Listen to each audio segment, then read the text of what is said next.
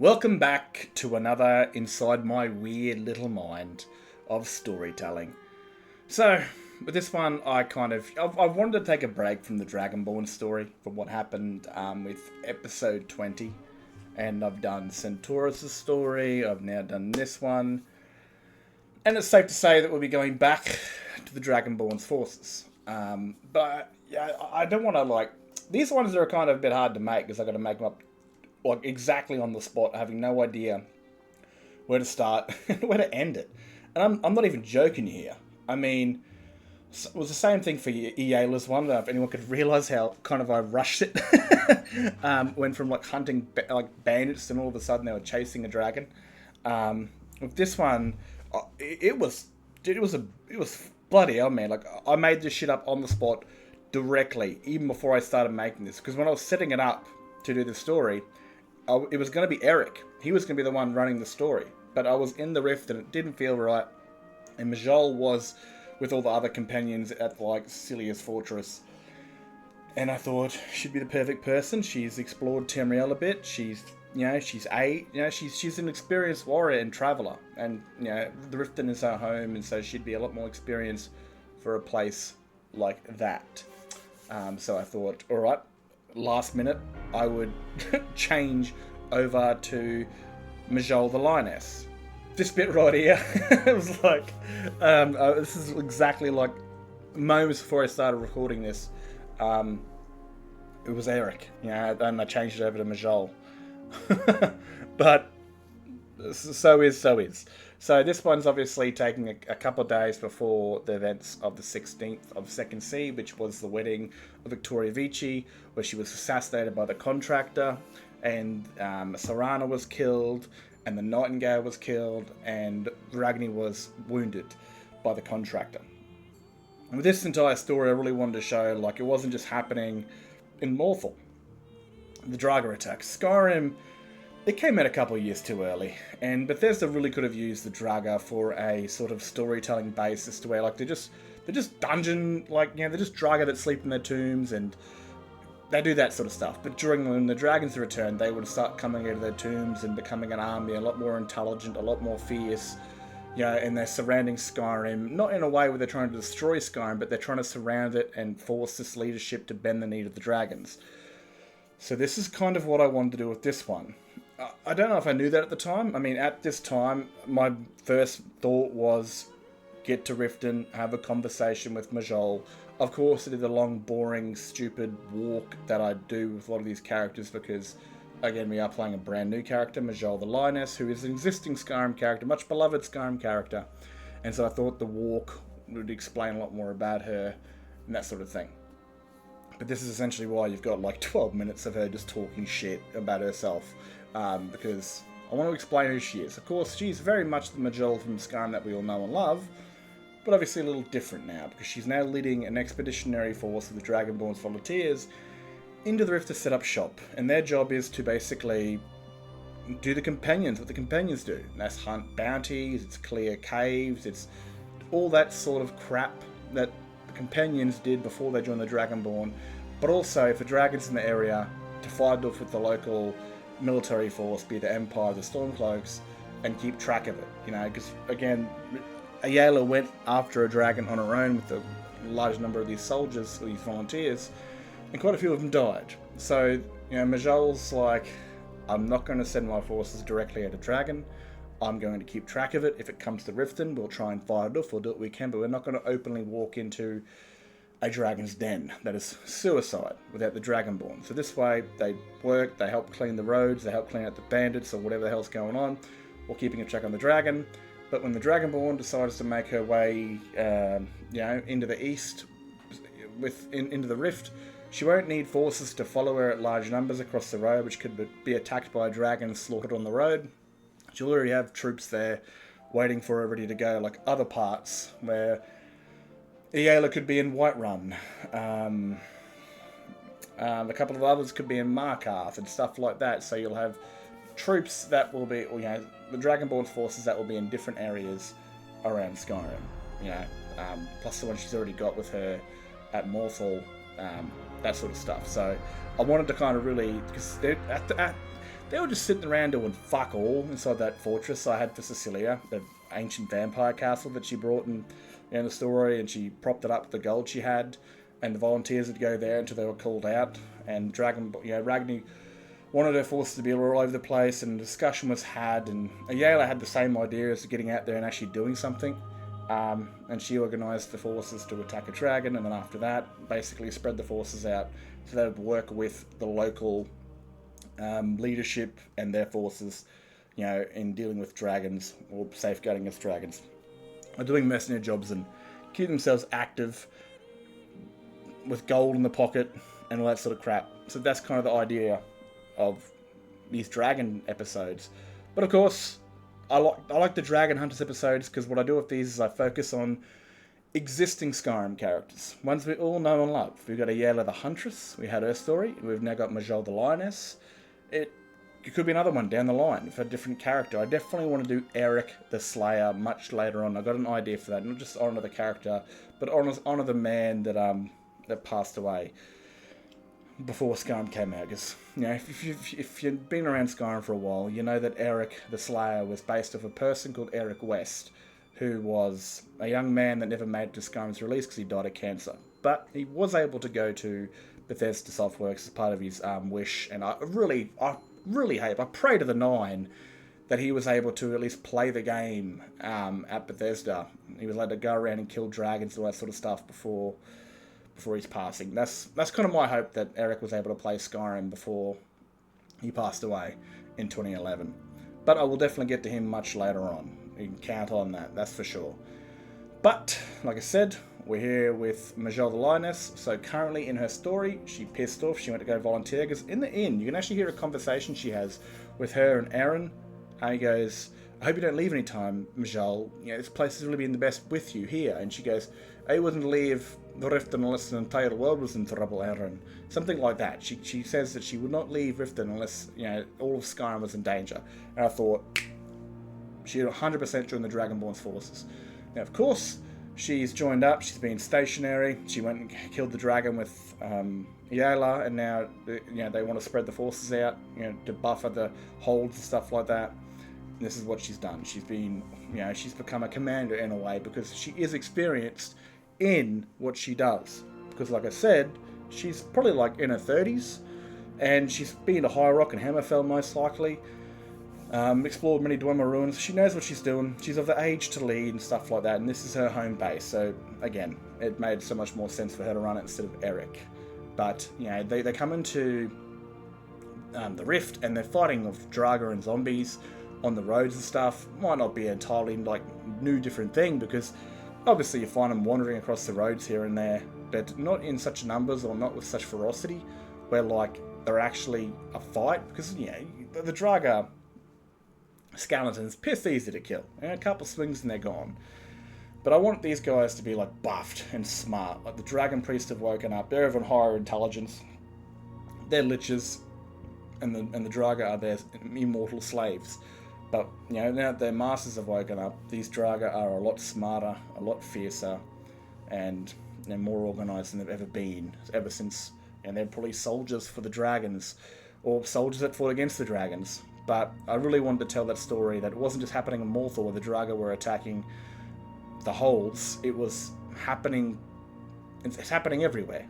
It's happening in the Rift, it's happening in the Reach, it's all over the goddamn place. And that's the whole entire point of this, is to show that, it's happening all around Skyrim. These Dragon Hunters episodes are kind of trying to tell the background story of Skyrim, or the main stories going on with the Dragonborn and stuff like that. We get to see what's happening from the distance. I would have the Draga attacking farms, killing the farmers, and basically burning down the farms, because, again, at this current time, Elduin doesn't want to destroy Skyrim. He wants to rule it again, and he's a creature of time, so he's got plenty of patience, but probably a lot of impatience. So you go and you kill the farmers, you burn the farms down. The cities starve. They eventually bend the knee for survival, and they've now become a city or a hold under the command of the dragons.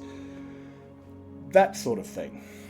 I could do a lot more of that down the line, of course, and I just really wanted to kind of make more of the existing characters of Skyrim have a bit more of a presence. You're going into the Rift, and the Draga have attacked, and they've attacked these farmers, and they've barely survived. And again, Majol saved the day. She knows these people. She doesn't really doesn't really meet them that much because they live just outside of Riften, but she knows this place. This is, Riften's been her home for a few years now, so she knows the area. So they continue onto the Rift. The idea is to get there, set up shop, let Maven know, and they discover the sort of west gate has been, its guard has been killed, and obviously the Draga attack at the farm. They've obviously come in from the west. And possibly other directions, and they get in there and there's a full-on Draga attack. There's dead soldiers, there's dead civilians, there's Dragas running throughout the marketplace where there's a storm brewing.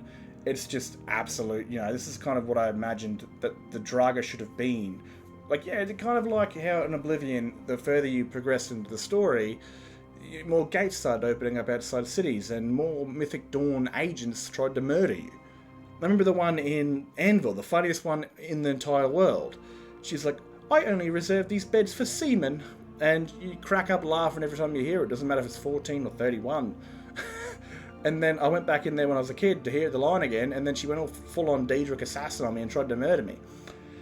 And I kind of want that feeling where the cities feel like they're actually in danger. You feel like, there's a proper presence, there's a proper threat to the world. Because the dragons, they could fly around and destroy Skyrim in a day, but nothing ever happens into the Skyrim vanilla. It's just very boring. Dragons are just a big, annoying, flying, fire-breathing pricks that spawn whenever you're in a town. Every arsehole with their iron dagger and their farming clothes decide to attack an ancient, massive creature that breathes fire. It's fucking retarded, but so is. So, Maven gets here, saves the day, and Maven, Majol, however the hell you say it, saves the day just in time, and, she's just sort of, she's fought the Draga before with the dragon, but then, this was, they were guarding a dragon, and now she's just seen them attack a city, kill the guards of ease, slaughter the citizens, and all this sort of stuff, turning Riften's peaceful, smelly marketplace into a bloodbath. Poor old Saldra died, during the attack. He got butchered by the Draga, so he's not really of importance. He's more of a stable hand, so why not? A young lad gets killed during this attack, and it's a sad sort of thing. It is a sad sort of thing, but I kind of want that with this game where you lose people, like, when Whiterun, fucking the English EXE isn't working for me right now. When Whiterun was attacked, we lost the innkeeper. We also lost Nazim, which, normally from what I find, he doesn't live very long in people's playthroughs anyway. And all that sort of stuff. So, again, Majol's just gotten here and she's like, holy shit, this is crazy. There's no way. She came here with the expectation to basically safeguard against dragons, to scout them out, find where they are, and protect the Rift from dragons, not the Draga invading cities and attacking and killing people. This is brand new to her. Because again, in a day or so, I think the next morning when they get attacked in the cave is the exact day that Ragni is, in Morthal defending it against Draga attacking that. And that sort of thing. But they went in there to kind of burn the place down. And they went there to kind of remove it. So these Draga, depending on the hole and the presence of it, these ones obviously want to strangle Riften of its farming supplies and its merchandise and all that sort of crap. And they're going to hold them hostage until they bend the knee to the dragons. And the Rift joins the dragons cult and joins the worship of dragons and that sort of thing. Because again, Alduin's ultimate sort of thing at the moment is to rule Skyrim. Again, it could be a good chance that he might decide, fuck this, I'm done with it. I'm going to burn Skyrim to the ground, and the next place I go to, they will most likely bend the knee if they wish to survive, turning the icy north of Skyrim into a smouldering, burnt-out firehole, which would be very unique for its its sort of biome. But yes, this is the whole point, is to show the ferocity, the fearsomeness of the Draga now. What's actually happening all around Skyrim is that they're now openly attacking cities and forts, and they're, these things that were easy to kill and barely seen unless you went looking for them are now vicious as all shit. The army of the dead has awoken to serve their ancient masters once more. Now, of course, we got good old Morley. And him and Majol wouldn't be, the best of friends, especially since Majol's always been up a thorn in Maven's ass, or at least an annoyance. It'd be improper if these two didn't have a little conversation. And I liked, how Majol was like, be careful, It doesn't matter how sharp a dog's teeth is, there's no match for a lioness. Because he's only a single mutt, If there's a few more of Maven's bodyguards around, it'd turn into a hyena pack, and then she'd be in trouble. But I just wanted a kind of confrontation between these two, because they obviously know each other. Maul's, pretty much Maven's bodyguard and hired thug, and Majol's always been the sort of annoying presence that he has to basically deal with or suffer throughout the citizens of the Rift. Now we get in here and we see Maven holding her son a little bit, suspect. Mother's love is the strongest thing on this planet without a doubt, but I think this might be a bit too much love. It might be some Game of Thrones that I promised. Because honestly, man, she's just a strange character. Her family comes to power in Skyrim, so it's not an ancient name or an old name. It's a very new name. There's no mention of any fathers. And she has a daughter that is... Well, she could hold a lot of eggs, that girl, because I tell you what, she'd have been too old to have that kid, but there's no mention of a father unless they were walking past me right now. So, yeah, it's a little... I promised a grander story and some Game of Thrones sort of aesthetics. So, yeah, a little bit suspect, but here we go. I'm just going to, I want to get out of this conversation. It's a bit fucking dirty. But, Maven meets Majol. Have a nice little civil conversation at the start. Maven's suspiciously nice, and Majol's like, what the fuck, that ain't right. And as time goes on, the conversation kind of turns to Maven explaining, like, you saved the day. I can't really turn my anger towards you. I'd look bad, even though she looks incredibly bad already. But Maven basically gives her an underlining threat. It's like, you work with me, you're welcome. If you don't, you'll join the dead trying to attack us. That sort of thing. Maven is a very... she's one of Skyrim's most powerful NPCs. Like, Dark Brotherhood, if you could become too much of an annoyance. Thieves Guild, if you get in her road. She's... I think she even mentions, like, as an NPC that, she could kill the Emperor if she wanted to. She's, like, probably the most Game of Thrones character in all of Skyrim. She's just absolutely vicious. Powerful, and you got to respect a character like that until she starts fucking her son. But Maven's an absolute weapon. Like, that is someone that anybody, if you were like the Dragonborn, Dark Brotherhood, Companions, Archmage, Thieves Guild boss, you'd probably still be very, careful of what you say around her, because she is a weapon with massive double teeth.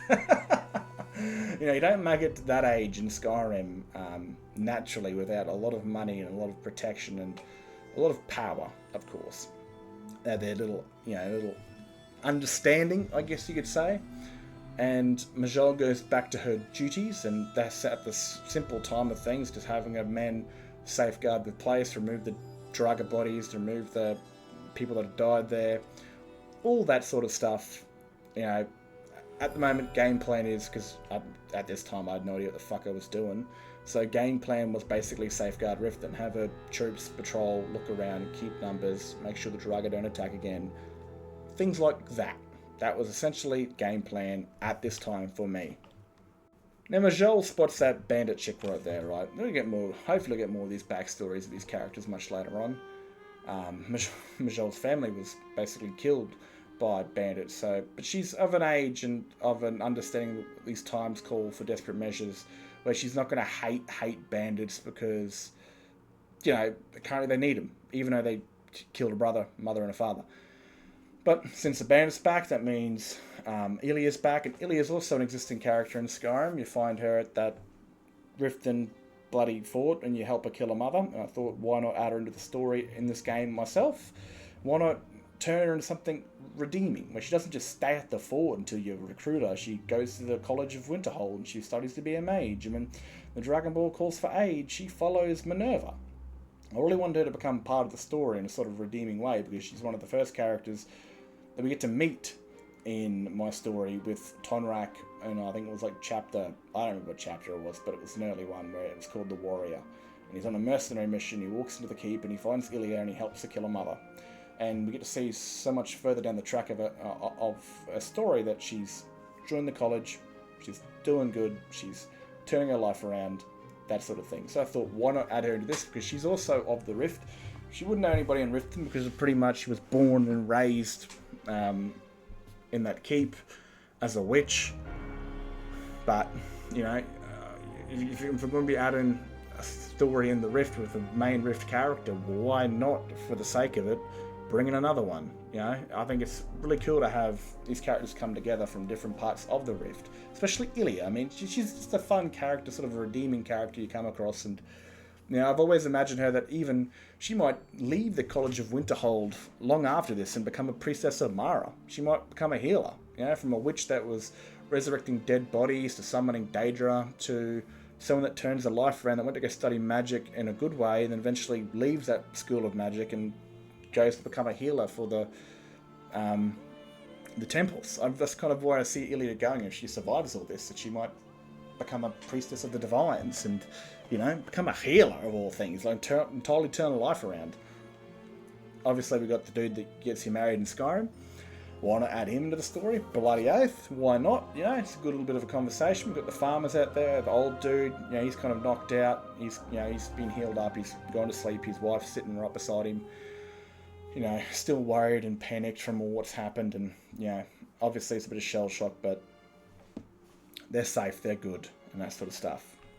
Now, again, Majol's I don't know if she really knows these people, because you don't really get to see these farmers. They don't really ever go to Riften, unless maybe some mods make them walk into Riften at night time. But, you know, they stay outside the city.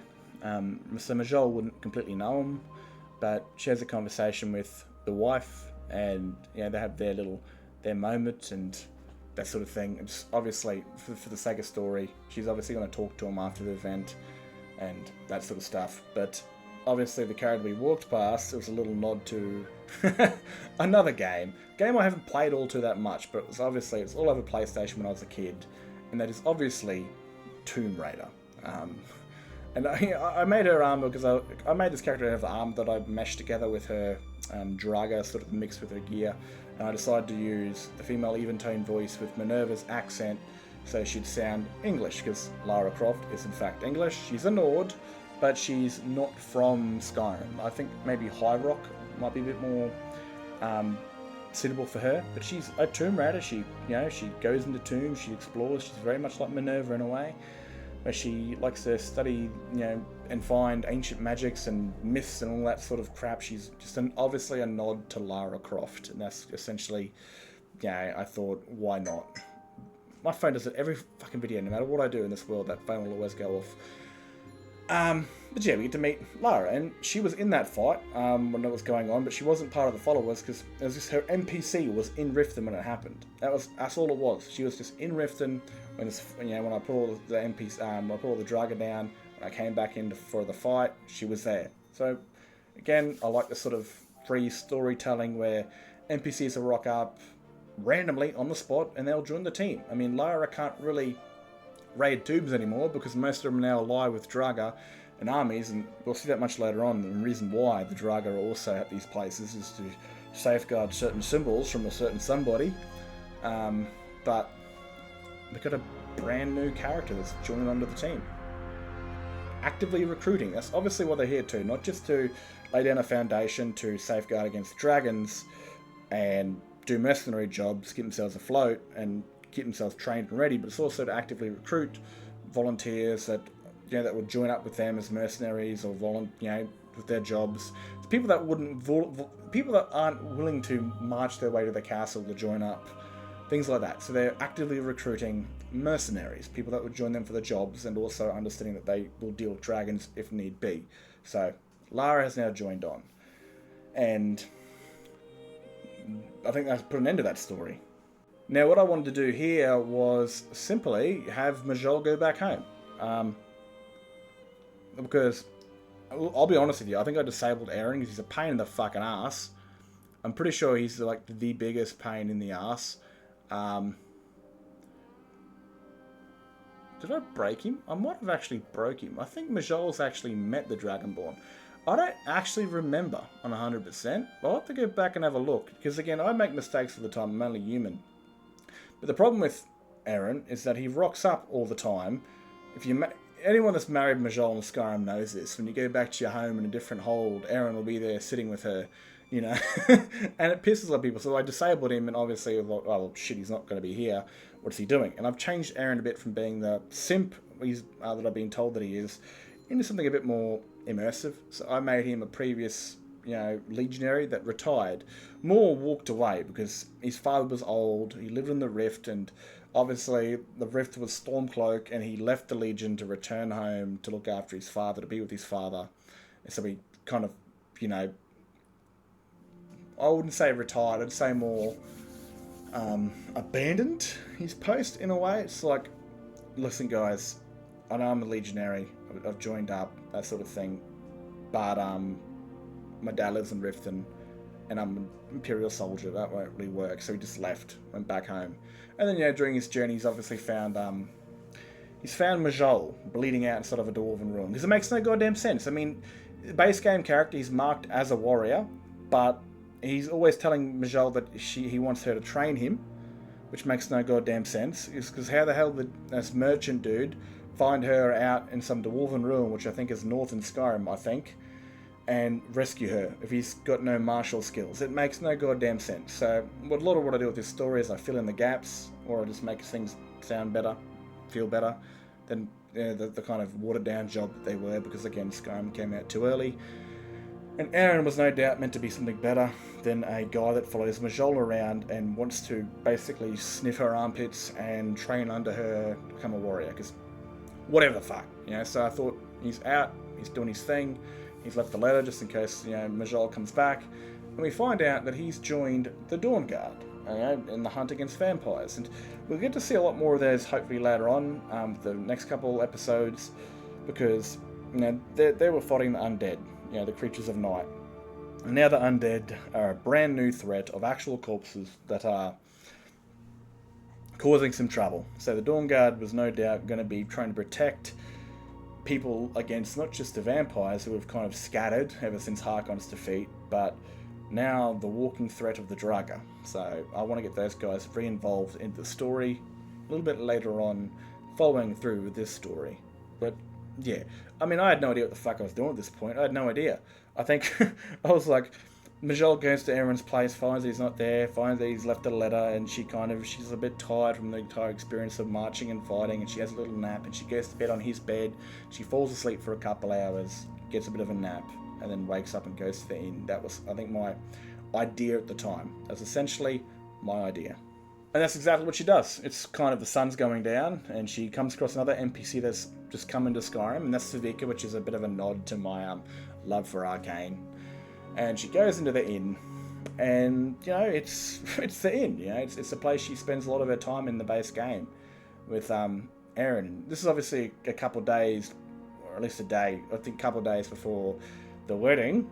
So I had to bring back the previous people that were dead, father and son, during a certain wedding night, and we catch Eric and I forgot her name. They kind of got, like, they hang around each other a lot. They're a bit, it could be a bit of a romantic background story with these two. And they're looking at a painting on the wall, where the bard's playing a song, and I could be wrong. I could have had Majol join these guys beforehand. I don't exactly remember. I really don't. And basically Eric's joined on with him. He joined on pretty early with, Ragnar's the one that sponsored he's becoming a mercenary, and he's been in, fighting with the Nightingale, the early episodes of Journeys of the Dragonborn, and he also met, I forgot her name, during that time when they were in Dawnstar or Winterhold, or one of those two, and talk about it, talk about the Nightingale, how spooky she was, that you wouldn't see her standing still in front of you during the middle of the day.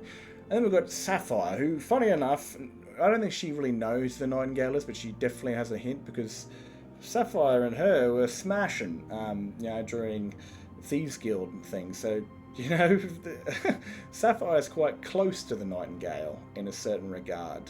they both come from bad upbringings with, well, they both come from terrible backgrounds, and they kind of blended. Unfortunately, the same bloody voice type, which is a pain in my ass, but that's just what I chose. I chose the female sultry voice for the Nightingale, because I wanted her to be sort of elusive and seductive in a certain way. But we know what happened to her in a couple of days, unfortunately, which will be a sad thing for Ragni to come across when she comes here, but and there's always stories for another time to build upon. I've got many ideas, and they're just ideas until I start making them, but I've got plenty of ideas. This shit lives in my head rent-free. It's kind of embarrassing. I mean, I'm a grown-ass man here. I'm doing stories on YouTube. Even if for 10 people, hopefully they get to enjoy it and really soak it in and improves their game, or they just like to sit there and watch it. I don't know. No idea. It's a challenge for me to make these stories, because it's the whole process of making them, but also the process of the creative side of things, putting it all together and making it seem fun and not more like a game, but more like a storybook or a television series, things like that. So Majol obviously goes and speaks to Asgeir, or whatever his name is, and congratulates him on his wedding to come. Yeah. And then the father gets quite mad because he's lost his daughter to the Stormcloaks, and now his son's marrying a goddamn Imperial who's related to the Emperor, and if he has kids to her, they're going to be Imperials related to the Emperor, and he's a bit of a drunken pisshead. So, we get to see a bit more of the side of their father. And there's just a quick little brief conversation, because Majol obviously knows these two. They live in Riften, she lives in Riften. She's, this and that, and has a quick little dialogue with him before fate plays its card a little bit later on. Oh my god, that phone is elusive. I gotta mute it. Anyway, we'll skip to another part. Majol, the idea of the companions, like I said, is to it's to really transform what the companions were. I mean, in Skyrim, they're just a lowly bunch of boring mercenaries that are werewolves. With Tonrak taking over, I really wanted to change what the companions were. I mean, they first started off as the 500 companions that followed Isgmor to avenge his people. And in Skyrim, the Return of the Dragons, there's 200, there's 300, there, however many there are that go and join the Dragonborn in the fight for freedom, the fight for survival. But at the heart, they're still the companions. They're still mercenaries. So they'll, while they set up shop, but they set up shop in these holds. The idea is to do jobs, while also being a sort of a defense force with the holds governed side to defend against dragon attacks, or now obviously with the Draga attacks. So I wanted to transform the companions from this elusive small group where they keep very small and close knit to a lot more of an expanded, open recruiting sort of environment, because again they need as many as they can get to fight with the Dragonborn. Essentially, I wanted to turn the companions from what they were in Skyrim, but also make them the companions of the Dragonborn, because everyone's my companion in this game. That's the whole entire point of the story, that my companions are my playable characters and my followers are my companions.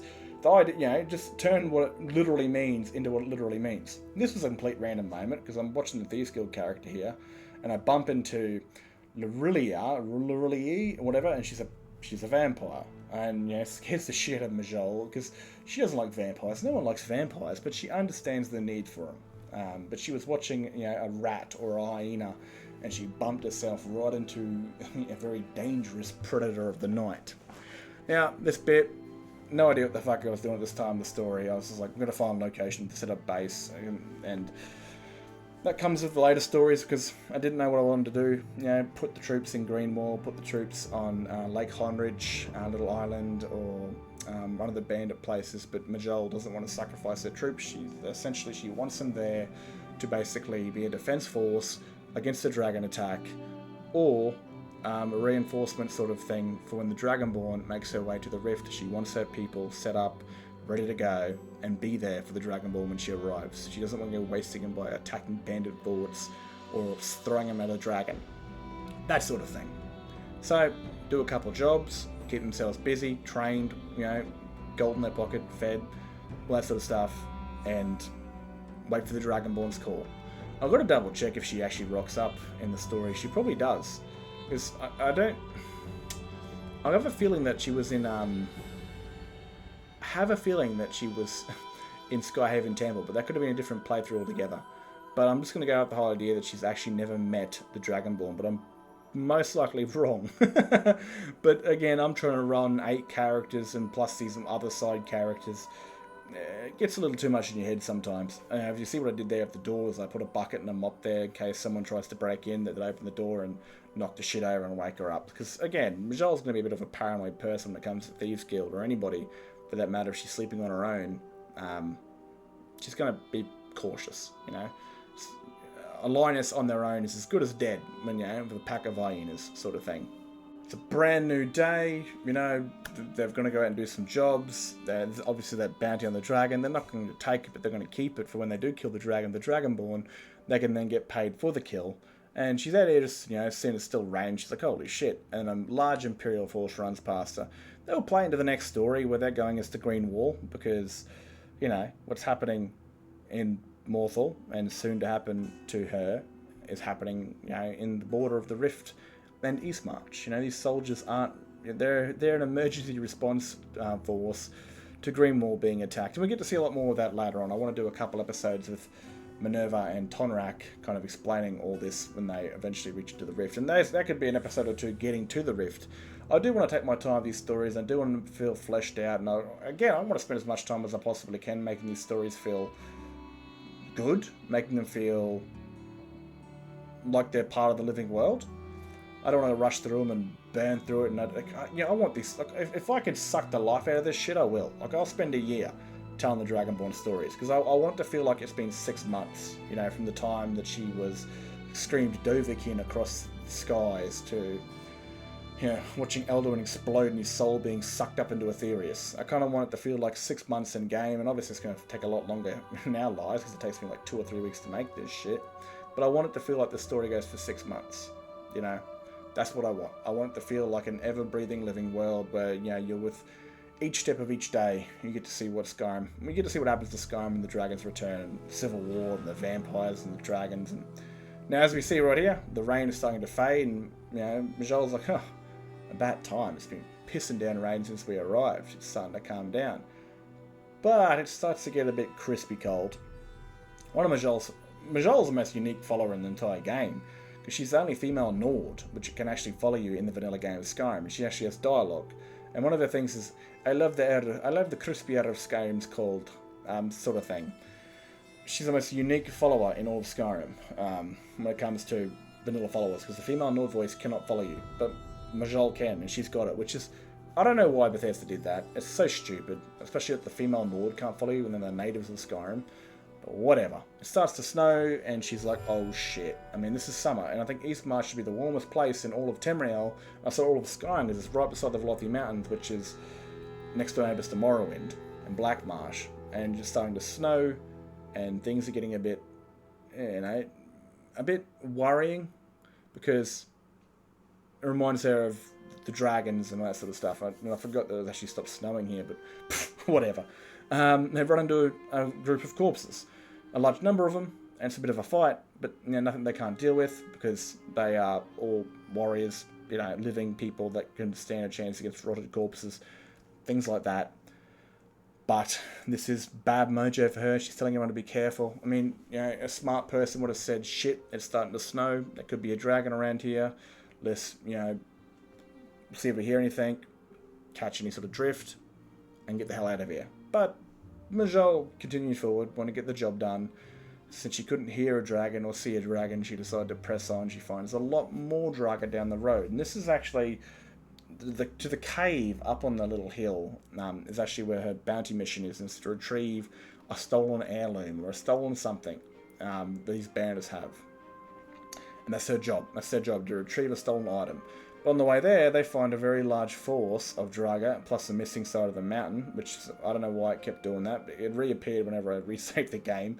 But they have a big-ass fight, you know, on the bridge with the Draga, and they kind of, in the middle of it, a dragon turns up, a friggin' dragon. Like, I was in the middle of the fight, so I didn't see the notification.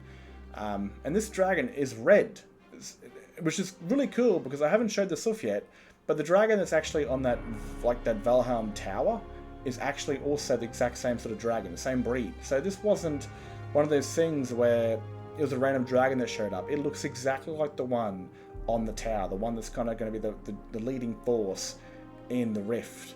It's like he's flown off his tower, flown over to this keep, basically, and killed a bunch of people while he was there. And then he flies back to his dragon mount much later on.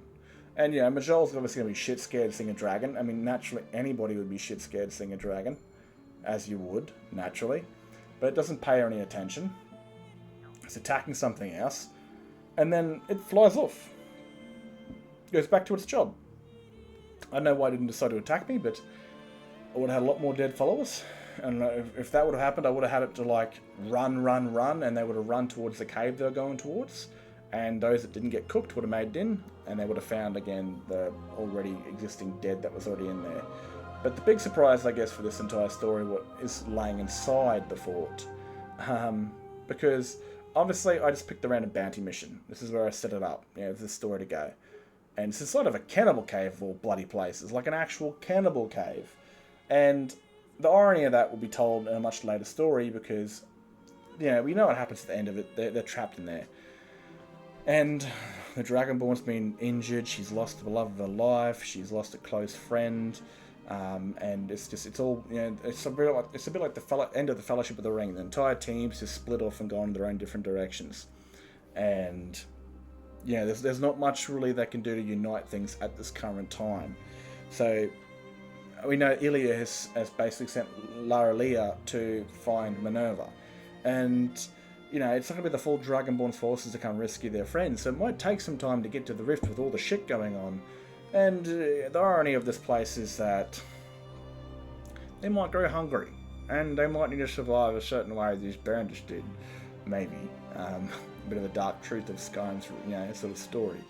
But, I mean, that's for another day if I ever get to it. Well, we'll get to it, but they're all ideas until I'm actually doing it. They come into the cave, they find a large group of undead, and they go to battle. I mean, they were here for a job, and these are the Draga, so these guys are obviously a threat to Riften, and they attack it. And in the middle of that fight, they find something rather unique that obviously Skyrim was lacking so much. I mean, they really rushed the shit out of Skyrim. I've always imagined that there would have been like a dragon cult resurfaced, maybe from a Nordic moth priest that saw the prophecy coming, but instead of warning people, he went to Skyrim to prepare for the dragon's return to serve them. And I really wanted to add some feature of that into the game, to where you physically see an actual dragon cultist re-emerge. That the Order, it's not as big as the Mythic Dawn is, but it's now there. There are people that are willingly joining the dragons. Power-hungry, mad people that either don't want to be slaughtered by the dragons or enslaved.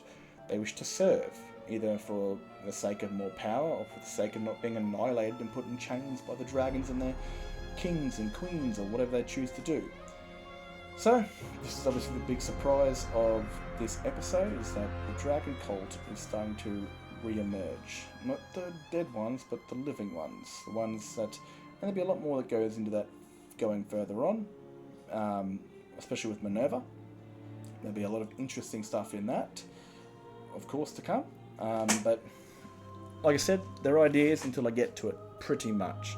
They have a little conversation here, he was a bounty hunter, a monster hunter. He talks about these guys are cannibals.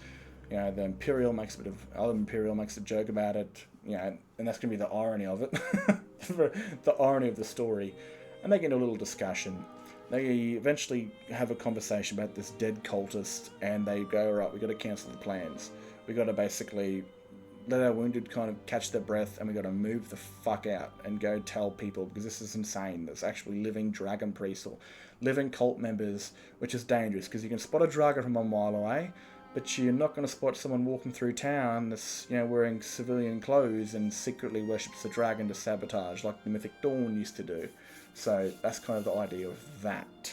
I don't know how big I can make it without making it seem stupid, but hopefully I can do something that makes it feel like it should have been part of Skyrim. But that's essentially the big surprise. This could play bigger parts in the future. I don't want to go too out of hand with it. I don't want to make it seem like it's just bullshit. Could be a small little cult following here and there. But again, hopefully it makes a lot more sense for the story of Skyrim, what's going on, because for me it feels a bit more natural. Hopefully you guys agree. Um, that's kind of the spin on what, like I said, I don't know how big I can make it, but there's some things I'm doing in the background which kind of will put a bit more flesh and bones into that, I think, which would be pretty good. But the idea of this part of the story was to basically, cancel all today's everything and get back to the rift after they're wounded, kind of taking their breath. Beforehand, basically, Minerva basically goes and tells one of her wood elves to get to the rift and deliver the message, and the couriers out. That was the plan. So, at least couriers would be heading off into Solitude and wherever other forces are to let them know there's actual dragon cultists, to keep everyone up to date while they were catching their breath for the wounded. And while Majol was having conversation with her people, Masami comes down and tells that there's more Draga on the way here. She comes outside, and they're actively in a fight with the people that are outside waiting to move out, or catching their breath or whatever the hell, with the guard. And another group of Draga showed up for a massive fight, which got a couple people wounded and killed. Those that were already had a few cuts and bruises on them were now fighting for their lives again with another group of Draga, and they had to engage them. And it was just because this right under this cave, or right above this cave, is a large Nordic fort with a word that hasn't been discovered yet. But Tonrak's been here before for a romantic quest, but he's been here before, and he killed a dragon priest here. And obviously the Draga have woken back up, and that it was the last bastion of the dragon cult, and now it's very much alive again and very much populated with both the dead and the living dragon cult worshippers, which will be a battle for another day. But again, they're pretty much right underneath the HQ of one of the Rift's major dragon cult bases at this current time. So they don't know it yet, but they're very close to a very dangerous position where they should not be, because the dragon is going to obviously protect the dragon, and of course their main base of operations, which is their old fortress. Now the idea of this is to basically, they've been attacked by the dragon, like holy shit, grab the dead, let's take him back, and then she looks over and she finds the way out is being basically overrun by another force of Draga coming in their direction. And they're like, shit, drop the dead, get back inside the cave. Because again, they're going to be surrounded again. Another group of Draga are on their way to slay them, sort of thing. So they're being boxed in, essentially. The Draga they're going to outnumber them, and they're going to trap them inside the cave. A couple hours pass, I set up this cool little blockade in-game with a mod called Jackson's Position. I'm pretty sure there's another one in the game now that's new for the latest version of AE, even though I use an alley plugin, which somehow works. But the wounded are in there. Those have taken some serious hits are now, they're kind of on the floor. They're in pain. There's, the only healer they've got is a non-healer who was trained as a witch that got barely any training in restoration before she joined the Dragonborn's forces, and that is Ilya. She helped Minerva the best she could back then. And now she's kind of like, she's the only mage left because the other one got killed, and he was a warlock himself before he joins up, or a necromancer, and he's been killed by a few arrows, and now she's the only mage there, and she's, it's very much like Oblivion. When you go to cast a spell that you're not powerful enough for, you can't actually use it. So if I cheat and give my character, like in Oblivion, the best healing spell, they won't be able to use it because they're not powerful enough. And it's very much for Ilya, is that she's only got a certain magic she can use that can't do exactly what she needs it to do, and that's heal people back to full health. It's something like maybe mending a wound, or it's the gash is too long and too wide to heal, so these people are kind of stuck in the shit right now, and they're trapped, and the Draga are just outside the door, They'd have to force the door open to push the Draga away to get in there to fight them. And Majol knows this. She knows they're all in this shit, that the messages she sent out, has no idea they're trapped, and he's going to go to the inn after the message has been delivered and sit down and drink, and he's going to then eventually wander a few hours later while they haven't rocked up, and maybe go to check it out later on that day or that night, and discover there's a horde of Draga outside the entrance that could get killed, or A group of them could get killed if they go looking, because quite a few of them are still in Riften. She took a large group of them, but left a few back in Riften, and they could wander in at night time to discover what's happened with their friends, to be set upon by an army of Draga and all perish. So Majol needs basically to get out of here. She needs someone to get out. She needs one last fight to slip someone through. And this is essentially what this is. It's pretty much a pep talk. It's like, guys, I know I've asked too much of you already, and I got us into this situation, and I have a plan. I need someone to get out. I need someone to run the Riften and tell Riften what's happened, because the Draga force is too big for us to deal with. We've got too many injured, but we need someone out there so they can get help. They can help us. They can save us. And for this, we need to distract them and keep them locked into a fight where someone slips away and runs back to Riften. It's essentially what this entire thing is. And I was actually going to have Majol do this, that she was going to sacrifice herself, saying, I'll do it. But she's the leader of this group. Leaving her men behind didn't seem very much like a Majol thing she would do. And I thought, well, Ilya's definitely a pretty cool part of the story so far, and she's the only one wearing clothing and not armor. The other wood elf is injured, as you can see in the corner over there, and Ilya decides, I will, because I can't heal these people with my current skill level.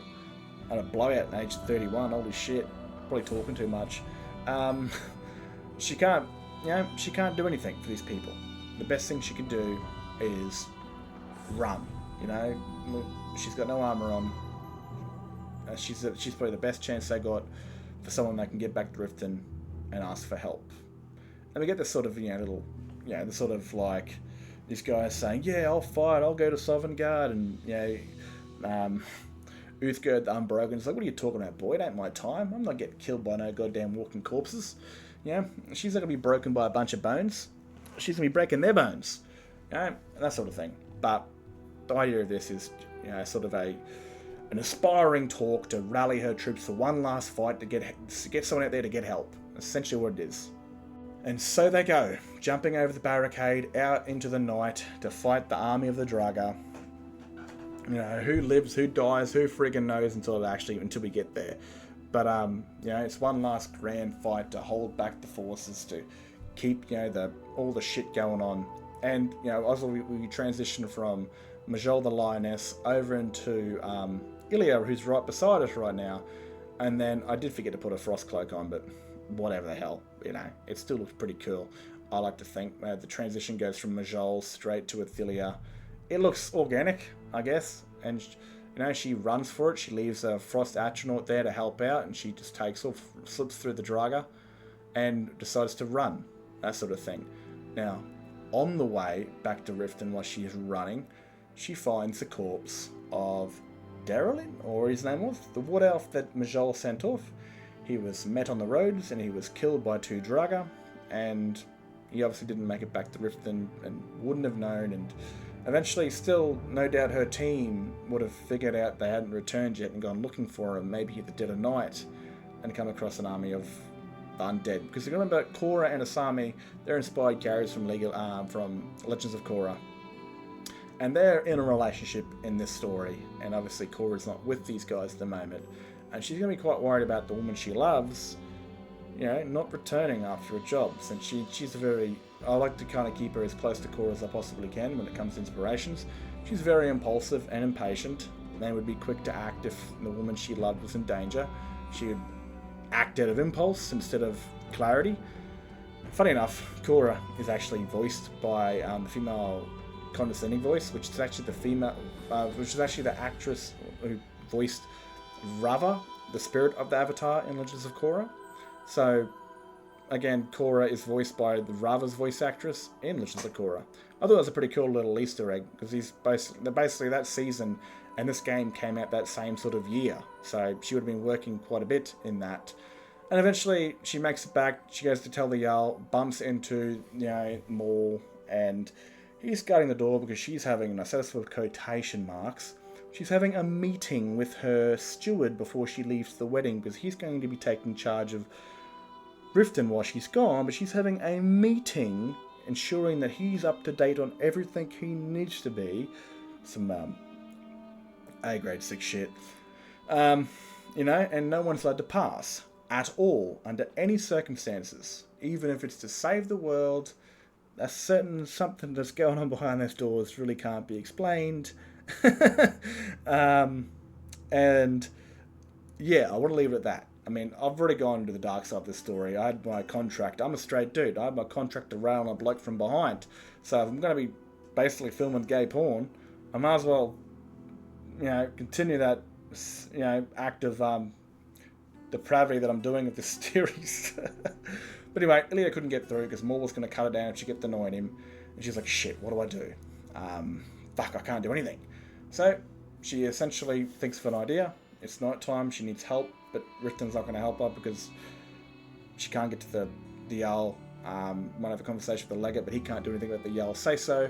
And she thinks of Minerva, the Archmage, and Lorelia, who is a vampire who can travel during the night. And essentially that's where it will come in the next episode, where Lorelia finds Minerva. I hope you guys have enjoyed. And on that, let me know what you guys think. All that sort of stuff. It's always good to hear what you guys have to say. I mean, that's half the love of doing this, is creating a story for you guys to enjoy and just hearing what you guys think. That's the reward for all this shit. And the reward for the weeks of making all this crap is hearing your opinions, regardless of the shit or not. There is also a Discord. Now, I'm going to, you know, I have a couple of blokes in there, but you'll have a bit of a yarn, bit of a chat. I've got to say this, right? It's called Centaurus' OnlyFans. It's a Discord link, for crying out loud. There's a Discord symbol right beside it. If you can jump into the Discord, I understand that I am an Australian. I'm probably autistic, probably. I definitely got ADHD, that's for sure. But I'm very Australian, I'm very blunt. If you're a bit of a soft soul, a bit sensitive, easily offended, I'd probably recommend that you don't join the Discord. But if you've got a bunch of questions asked, you like to talk a bit of shit, you're a bit of a loose goose unit like myself, then you're welcome. Because we've got a German and an American in there, and I normally sit those two against each other for a bit of a laugh. I love seeing their arguments pop off. You know, I don't really filter the place unless, of course, you know, no one's dropping illegal shit or being a weird cunt. Other than that, you're more than welcome to join the Discord and have a yarn. Just remember that I'm very much an Australian, and I like to be a bit loose when it comes to the communities. Other than that, I'm out of here. Hope you guys have enjoyed the episode, and we go straight back to the Dragonborn story we left off a couple episodes ago, with the warrior and the mage. Catch us later. Have a good one. See you in another vid.